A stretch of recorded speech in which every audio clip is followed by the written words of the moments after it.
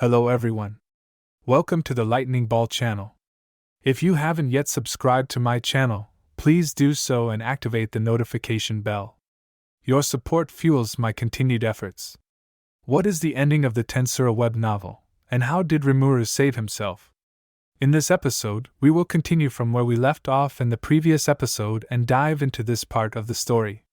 It's worth noting that a lot of the content here may be used in the future for the light novel because the story is certain to come back to the near-death experience of Satoru Mikami. So, let's get started. After Rimuru completely absorbed Yuki and sealed him within his imaginary space, the battle was over. Rimuru projected an image across the skies of all nations, announcing his victory in his own name. This part of the story was clearly used in the light novel by Luminous, where she used a similar battle mobilization broadcast to successfully unite all the heroes of the world to collectively fight against Ivarage and the Cryptid's army. Back to the story, in the aftermath, the world gradually returned to peace. Another year passed, and Rimuru was still busy with various matters. After defeating Yuki, Storm Dragon Veldora was released. Just waking up, Veldora had no idea what had happened, mumbling about how well he had slept, and declaring that it was finally his turn to shine. If his sisters, Frost Dragon Velzard or Scorched Dragon Velgrind, had seen him, they probably would have given him a good scolding. But fortunately, the attention of both sisters was now fully focused on the newly born true dragon, Velgaia. Speaking of Velgaia, in the web novel, the one who attacked the underground labyrinth was the berserk evil dragon, Zero. In the end, it was Benimaru, Dino, Diablo, and Zijin's quartet skill, Breakdown Nostalgia, that destroyed Zero. Afterward, Rimuru successfully transplanted Zero's dragon core into Gaia, turning Milim's pet into one of the new true dragons. Of course, Rimuru didn't forget his old habits and bestowed Gaia with a new name, Earth Emperor Dragon, Velgaia. However, this naming incident was so exhausting that even Rimuru's clone, who possessed imaginary collapse and imaginary space, dropped into a low-energy state. The name Earth Emperor Dragon is quite interesting, as its Japanese pronunciation is the same as Younger Brother Dragon. So, it's no surprise why Rimuru chose this name. Of course, Velgaia successfully diverted the attention of his sisters, so they no longer paid any mind to Veldora. This might seem like good news, as Veldora was finally free from his sister's clutches. However, the reality was that Veldora developed the emotion of jealousy, envious of Velgaia for stealing the attention that once belonged to him. Anyway, Veldora remained the same, endearing but childlike, constantly causing trouble, with Rimuru always cleaning up after him. Naturally, this dynamic would continue forever and ever. Thinking about it, Rimuru felt surprisingly content. The relationship between Rimuru and Veldora was always special, the kind that would make Veldora puff up with pride and stir envy in others if mentioned aloud. Veldora's second sister, Velgrind, decided to travel the world in search of Rudra's reincarnation.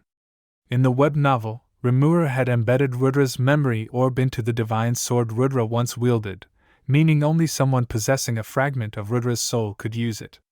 Velgrind had already guessed that Rudra's reincarnation had inherited his good luck but none of his leadership qualities, and Rimuru figured that it was probably the timid Masayuki. Naturally, Velgrind eventually found Masayuki, and while Rimuru offered his condolences and hoped Masayuki would find happiness, the story of a shivering hero wielding a divine sword while leading dragons and demons began. But that's another tale, unrelated to Rimuru. Velzard and Guy returned to the northern continent, where they created a demon's paradise, a place entirely free from human interference. During the early stages of the final battle, when Guy had to deal with the rampaging Rudra's energy summoned by Velda's memory orb, Guy successfully evolved his ultimate skill, Lord of Pride, into a new ultimate skill, God of Abyss. It's worth noting that in the web novel, Guy had a lot of combat scenes, and his Lord of Pride skill allowed him to replicate many ultimate skills of similar levels, especially projection-based abilities. After evolving to God of Abyss, his abilities advanced even further, allowing him to replicate even Velgaia's unique all-creation manifestation ability. Guy used this power to restore his destroyed castle and buildings on the northern continent. Still, Guy couldn't help but be a little frustrated, as Rimuru's sudden reappearance ended the battle before Guy could fully showcase his new abilities. Not that Guy had any plans to challenge Rimuru. After all, Guy never fought opponents he knew he couldn't beat. Likewise, Rimuru didn't want to fight Guy either, suspecting that if Guy went all out, he might be on par with Yuki. That might sound like a bit of an insult, considering how easily Rimuru defeated Yuki in the end, with just a kick. Anyway, peace had only just begun, and Rimuru had no intention of stirring up trouble or disrupting his peaceful life. The celestial realm had become Milim's territory, and Gaia used all creation manifestation to reconstruct the ruined sky castle. After that, Milim's subordinates, the Harpy tribe led by Frey, the Beastmen tribe led by Carrion, and the angels who followed Dino, gradually relocated there. Milim, as usual, often snuck off to the Monster Federation to play, keeping it secret from Frey. Of course, Rimuru would join her, though Rimuru considered it more of a way to relax than play, so he didn't complain. Dino, too, frequently visited under the pretense of being Milim's bodyguard, but it was clear his real goal was to enjoy snacks and laze around. At the end of their fun, Frey would appear, and both Milim and Dino would panic as usual. Speaking of Milim, there was another issue. According to Sue, Shuna, Xian, and Milim had secretly started a holy war over who should be Rimuru's true wife. Hearing this gave Rimuru a headache. After all, he had no gender, no interest in a family, and an infinite lifespan, so there was no reason to get married. Why would something like this even happen? Rimuru didn't have to guess to know how it all started. Before the dispute, Chloe had said something along the lines of Rimuru-sensei belonged only to herself, while hugging Rimuru tightly. This action sparked the whole incident. Milim protested that Chloe was being sneaky, claiming that since she was Rimuru's closest friend, she should be first. Xian wasn't one to back down either, arguing that as Rimuru-sama's first secretary, she should take precedence. Meanwhile, Shuna, always the strategist, analyzed Chloe, recognizing her as a formidable rival, more threatening than the muscle-headed Milim and Xian. And thus, the commotion escalated as the women quarreled, as they usually did. It's important to note that the web novel was an earlier work, so there were still attempts at introducing harem elements.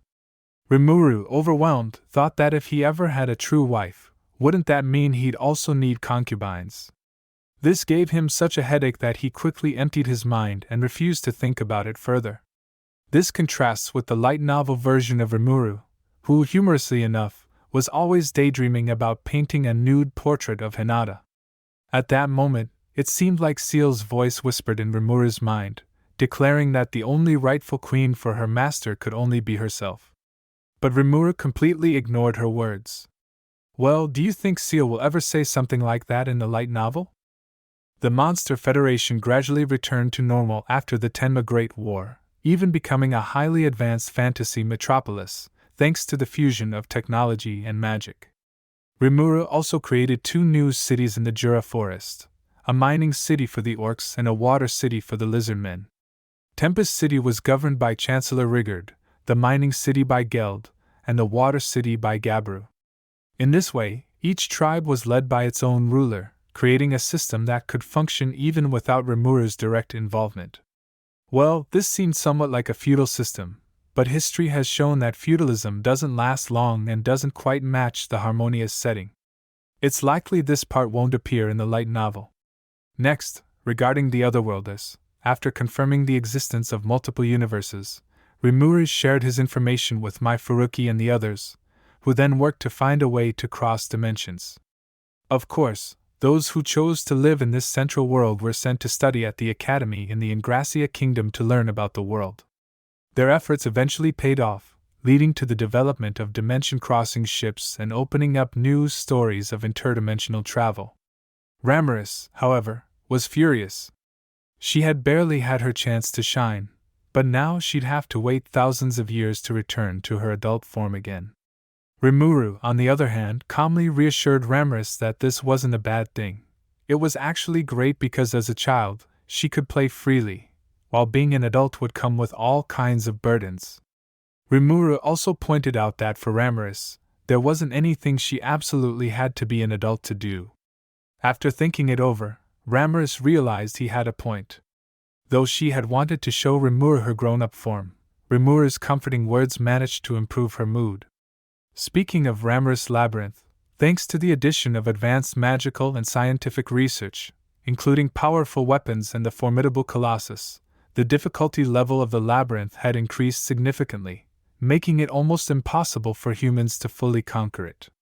As a result, they changed the rules, granting a pass to the fairy city after clearing the first 50 floors, otherwise, the newly built city would never have the chance to be shown off. After resolving various matters, nearly another year passed, and Rimuru decided it was time to address his final lingering regret. The scene shifted to the towering skyscrapers of Tokyo, with the distant sound of sirens, a familiar memory for Rimuru. Amid the noise, Tamura's tearful voice could be heard, shouting words of encouragement to Satoru, urging him to hang on. Standing next to Tamura was his fiancée, Miho Satori, who was wiping away her sorrowful tears. As Rimuru looked at the grieving pair, he thought about how little Tamura and Miho had changed. Approaching Tamura, Rimuru gently patted his shoulder and called him by name, asking him to step aside so he could take a closer look at Satoru's condition. Tamura, startled by the stranger who knew his name, was in shock and nervously asked who Rimuru was. Perhaps due to Rimuru's beauty, Tamura even fumbled with his words. Rimuru chuckled inwardly, thinking how Miho would surely be annoyed by Tamura's reaction. Gently pushing Tamura aside, Rimuru took out a memory orb from his pocket and placed it on the lifeless body of Satoru. In doing so, Rimuru transferred part of his consciousness back into his original body, though it should be noted that this portion of Rimuru's consciousness didn't include Seal's awareness, just Rimuru's own. In the light novel, it was explicitly mentioned that Rimuru couldn't separate his consciousness, so it remains to be seen how this scene will play out in the light novel version. Meanwhile, Tamura was utterly astonished, his shock growing more and more intense. Rimuru turned back to him with a smile and told him that from now on, he should show great respect to his senior, and stop flaunting any strange things. Also, Rimuru casually mentioned that he would take care of the issue with his computer himself, effectively canceling the request he had given Tamura to delete some inappropriate content. Watching Tamura, who was thoroughly confused, Rimuru smiled and left the place before Satoru could wake up. In the familiar world, inside a hospital, Rimuru, or rather, Satoru, finally woke up. Satoru quickly checked to make sure everything was still intact, including his little buddy, and sighed in relief when he confirmed it was. Thankfully, everything seemed fine, though Satoru did worry a bit about whether it would still work, not that he had any plans to use it. Anyway, for the old virgin Satoru, he believed that he had to be prepared at all times. Reflecting on everything that had happened, he wondered if it had all just been a wild dream caused by some kind of trauma. If that were the case, it would be quite the disappointment. At that moment, Tamura's excited voice broke through, exclaiming that Satoru had finally woken up and asking how he was feeling. Satoru asked if they were in a hospital, to which Tamura confirmed they were. He also mentioned that the police had been by earlier, but since the doctor said Satoru needed to rest, they had left. Satoru was confused, not sure why would the police be involved. Tamura then explained the incident in which Satoru had been stabbed. Satoru, having thought it was just a dream, was now confronted with the reality that it had indeed happened. Tamura went on to describe a mysterious woman with the beauty of a model or celebrity who had miraculously brought Satoru back to life. Tamura admitted that it all felt like a dream, but the proof was that Satoru was alive, pointing to the tear in Satoru's clothes as evidence. Seeing this, Satoru realized it wasn't a dream, it was Rimuru, or rather himself, who had saved him. But it was clear that Rimuru had also taken the opportunity to have a little fun at Tamura's expense. Tamura remarked that it seemed even Satoru couldn't believe everything that had happened. Satoru replied that he trusted Tamura, but mentioned that the police might have made the trip for nothing. Seeing Tamura's puzzled expression, Satoru added that it was nothing, as no one would believe the truth even if he told them. Besides, Rimuru himself was not the only one to reckon with. Diablo, who had also come to this world, would never let the person who killed Satoru go. By now, Satoru guessed that the culprit was probably suffering endless torment, regretting their very existence. Satoru then told Tamura that after his death, he had been reincarnated into another world and asked if Tamura would believe such a story. Tamura hesitated for a moment before affirming that he absolutely believed it. He explained that the woman from earlier gave off a strange, yet familiar feeling, almost as if she were Satoru himself. Satoru nodded and said he could share the whole story with Tamura. Tamura smiled and eagerly responded with excitement. Satoru thought for a moment and decided the story should be called That Time I Got Reincarnated as a Slime.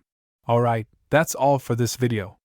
The web novel wrapped up with a very complete ending, successfully creating a full-circle narrative. We can look forward to the light novel's finale, which might turn out to be even more exciting. One more thing to mention, Diablo's role in the web novel is much larger in terms of appearances, battles, and power, compared to the light novel. He's always by Rimuru's side, anticipating every move the enemies make. What do you all think of the web novel's ending? Please share your thoughts. If you enjoyed this video, please like, comment, and subscribe. Your support is greatly appreciated. See you in the next one.